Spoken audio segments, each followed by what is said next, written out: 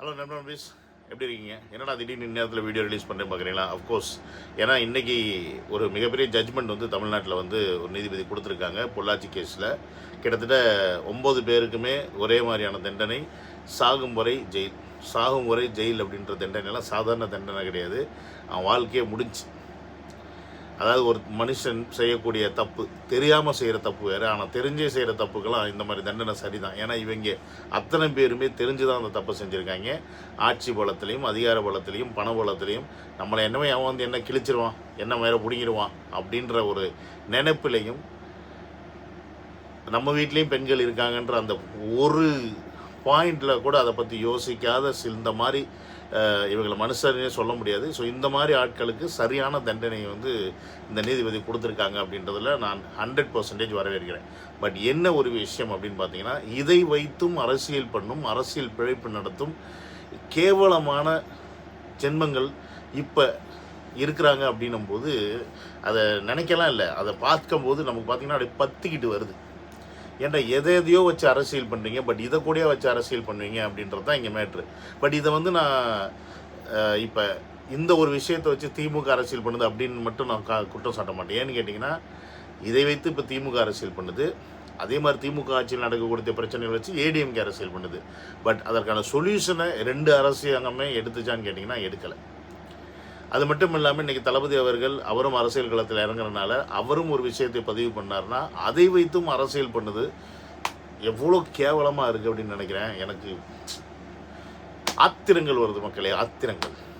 அதாவது இந்த கேஸ் பார்த்தீங்கன்னா பொள்ளாச்சியில் கிட்டத்தட்ட 2019 நடந்த ஒரு விஷயம், புரியுதுங்களா? ஸோ அந்த டயத்தில் அதில் ஒரே ஒருத்தன் பார்த்தீங்கன்னா அதிமுக பிரமுகர் போல இருக்குது. ஸோ மீதி எல்லாருமே வந்து அதிமுக சேர்ந்தவங்க கிடையாது. அப்போ இது அதிமுக ஆட்சி பீரியடில் தான் நடந்துச்சு. ஸோ அந்த டயத்தில் இந்த கேஸை வந்து சிபிஐக்கு மாற்றினதும் அந்த டயத்தில் தான். ஆனால் இன்றைக்கி தீர்ப்பு வந்திருக்கிறது திமுக ஆண்டுகிட்டு இருக்க டைமில் அப்படின்னும்போது திமுக காரங்க எல்லாம் இன்றைக்கி என்ன பண்ண ஆரம்பிச்சிட்டாங்கன்னா, இந்த திமுக ஆட்சியிலாம் இதற்கான தீர்ப்பு வந்தது, இதுக்கு முழு காரணம் ஸ்டாலின் தான் அப்படின்னு சொல்லிட்டு யாரோ பண்ண விஷயத்துக்கு இவங்க கிரெடிட் வாங்கிக்கிறாங்களே, வெக்கமே இல்லாமல். நேற்று உட்காந்து கருணாஸ் அப்படி தான் சொல்லிட்டு இருந்தால், நாங்கள் 5 கிலோமீட்டர் பேரணி நடத்தோம், அங்கே பார்டரில் வந்து வாரம் நிறுத்திட்டாங்க அப்படின்னு சொல்லிட்டு அவன் இஷ்டத்துக்கு அடிச்சு விட்றான். இந்த மாதிரி ஏன்டா இந்த கேவலமான பொழப்பு அப்படின்னு நம்ம கேட்டால் அதுக்கு பதிலும் கிடையாது. உண்மையை சொல்ல போனால் திமுக எந்த அளவுக்கு கேவலம்னு பார்த்தீங்கன்னா, ரீசெண்டாக ஒரு பாலியல் வழக்கில் போயிட்டு ஒரு பெண்ணை வந்து அதிமுக காரங்க வந்து இது பண்ணிட்டாங்க.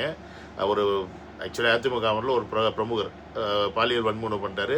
அந்த பொண்ணை வந்து ஹாஸ்பிட்டல் கூப்பிட்டு போனதுக்கப்புறம் அந்த டாக்டரை பார்த்துட்டு, என்னங்க இவ்வளோ கொடூரமாக இருக்குது, நீங்கள் கேஸ் ஃபைல் பண்ணலன்னு சொல்லி கேட்டதுக்கப்புறம் கேஸ் ஃபைல் பண்ணோடனே அந்த கேஸ் ஃபைல் பண்ண அப்பா அம்மாவையே வந்து நிர்வாணமாக்கி அடித்த போலீஸ்காரங்க இப்போயும் இருக்க தான் செய்கிறாங்க. நம்ம அந்த மாதிரி ஒரு காலகட்டத்தில் வாழ்ந்துக்கிட்டு இருக்கோம், புரியுதுங்களா இல்லையா? ஸோ அந்த கேஸை டிஎம்கே அரசு என்ன பண்ணுதுன்னா, வாதாடுறதுக்கு அதை சிபிஐ மாற்ற சொல்லி ரிக்வஸ்ட் பண்ணுறாங்க. பட் அது சிபிஐக்கு போகக்கூடாது, தமிழ்நாடு போலீஸே வாதாடட்டும் சொல்லி சுப்ரீம் கோர்ட்டில் லாயர் வச்சு வாதாடினதும் இந்த திமுக அரசு தான். ஸோ அப்படி இருக்கும்போது இந்த ஒரு விஷயத்துக்கு திமுக அரசு கிரெடிட் எடுத்துக்கிறது எந்த வகையில் நியாயம்? ஏன்னா இதற்கும் திமுக அரசுக்கும் சம்மந்தமே இல்லை.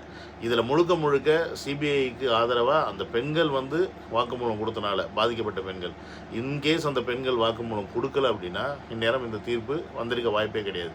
ஸோ இந்த தீர்ப்பு வந்து ஓகே, இப்போ வந்து சந்தோஷம்தான். ஆனால் இதுக்கப்புறம் அவங்க மேல்முறையீடு போகலாம். ஸோ அங்கே போனால் என்ன மாதிரி ஆகும்னு தெரியாது. ஸோ அந்த இடத்துல தீர்ப்பு மாறலாம், அதெல்லாம் 2வது கேட்டகரி. பட் இன்றைக்கி இந்த தீர்ப்புக்கு தான் நம்ம சந்தோஷப்பட முடியும் ஒழிய, இது நிரந்தரமான தீர்ப்பான்னு கேட்டால் அது நம்மளுடைய இந்தியன் சட்டத்துப்படி கஷ்டம்தான். அது சுப்ரீம் கோர்ட் வரைக்கும் அவங்க போகிறதுக்கான, சுப்ரீம் கோர்ட்டு கவர்னர் வரைக்கும் போகிறதுக்கான எல்லா வாய்ப்புகளுமே இருக்குன்றனால கருணை மனு லொசுக்குன்னு சொல்லி போவாங்க சப்போஸ் தீர்ப்பு வந்தாலும். ஸோ அதனால் அந்த சான்சஸ்லாம் நம்ம பார்க்க வேண்டியது இருக்குது.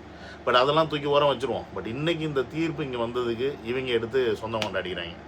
அட் த சேம் டைம் பார்த்தீங்கன்னா அதிமுக காரன் ஒழுங்கான்னு கேட்டால் அவங்களும் கிடையாது.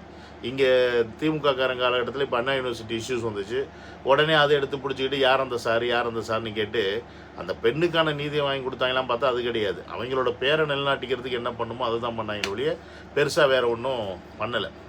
பட் அப்படி இருக்கும்போது இன்றைக்கி அரசியல் களத்தில் தளபதி அவர்கள் இருந்தார். அவர் ஒரு ட்வீட் போடுறாரு.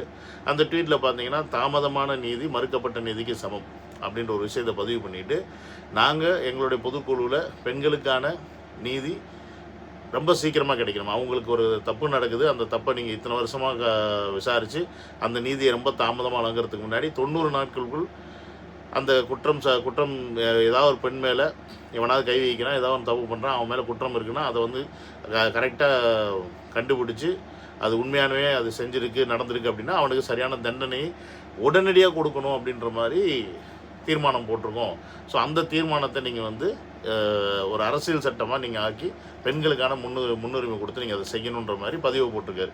ஏன்னா இன்றைக்கி இருக்க காலகட்டத்தில் பார்டரில் நின்று பெண்கள் வந்து ஃபைட் பண்ணுற ரேஞ்சில் இருக்கிறாங்க. ஆனால் இன்னமும் பாதுகாப்புக்கு நம்ம வந்து பேசிகிட்டு இருக்கோம். ஸோ அந்த சூழ்நிலையை மாற்றணும்னா இந்த மாதிரி அதிரடி சட்டங்கள் தேவை அப்படின்றத அவர் பதிவு பண்ணுறார். பட் இதில் வேறு சில பேர் என்ன பாலிடிக்ஸ் பதிவு பண்ணுறாங்கன்னு பார்த்தீங்கன்னா, இதில் எங்கேயுமே அதிமுக பேரை வந்து விஜய் அவர்கள் பதிவு பண்ணவே இல்லை அப்படின்ற ஒரு விஷயத்த பதிவு பண்ணுறாங்க. இந்த விஷயம் ஃபுல்லாக நான் அவர் போட்டிருக்கிறதுல பொள்ளாச்சியில் நடந்த சம்பவம் அப்படிலாம் போட்டிருக்கேன். பட் அதிமுகன்னு அந்த வேர்டை போடலை. அப்போ அதிமுக வேர்டை போடாமல் நீங்கள் என்ன அரசியல் பண்ணுறீங்க அப்படின்னு கேட்குறாங்க. கேனத்தனமும் நான் அவங்களுக்கு சொல்லிக்க விரும்புகிறது என்னன்னு பார்த்தீங்கன்னா, விஜய் அவர்கள் பார்த்தீங்கன்னா இந்த அண்ணா யூனிவர்சிட்டி இஷ்யூஸில் கூட திமுக கட்சியை திமுகன்னு சொல்லி அவர் வந்து பதிவு பண்ணலை. இந்த ஆளும் அரசாங்கம் இந்த டயத்தில் பெண்களுக்கு பாதுகாப்பு இல்லை, இப்போ இந்த அண்ணா யூனிவர்சிட்டியோட இஷ்யூஸ் என்ன, அதை எடுத்து கரெக்டாக கொடுங்க அப்படின்ற விஷயத்தை மட்டும்தான் அவர் பதிவு பண்ணியிருந்தார் ஒழிய திமுகன்னு வந்து அவர் வந்து சொன்னது கிடையாது. ஏன்னா அவர் கட்சியை விமர்சிக்கிற, அதாவது கட்சி அப்படின்றது அவங்கவுங்க தொடங்குறது அவங்கவுங்களுடைய தனிப்பட்ட விருப்பம். கட்சியில் பல லட்சம் பேர் இருப்பாங்க, பல கோடி பேர் இருப்பாங்க. அத்தனை பேர் தவன்ற தப்புக்கும் கட்சி பொறுப்பேற்றுக்கணுமான்னு கேட்டால் முடியாது. பட் ஊர் உலகத்தில் நடக்கிற பிரச்சனைக்கு யார் பொறுப்பேற்றுக்கணும்னு கேட்டிங்கன்னா ஆளும் அரசாங்கம் பொறுப்பேற்றுக்கணும் அப்படின்றது தான் இங்கே நிலைப்பாடு. இங்கே அதை தான் அவர் வந்து புரிய வைக்க பார்க்குறார் மக்களுக்கும். பட் இங்கே இருக்க அரசியல்வாதிங்க என்ன பண்ணுறாங்கன்னா குற்றம் சாட்டை தான் பார்க்குறாங்க. அவன் மேலே தப்பு, இவன் மேலே தப்பு இல்லை, இவன் மேலே தப்பு, ஏன் மேலே தப்பு இல்லைன்னு குற்றம் சாட்டை பார்க்குறாங்களே, அரசாங்கம் என்ன பண்ணணும், ஒரு அரசு என்ன பண்ணணும் அப்படின்றத இங்கே யாருமே வந்து பேசுகிறதே கிடையாது. அந்த ஒரு விஷயத்தை தான் தளபதி அவர்கள் பேசிக்கிட்டே இருக்கார்.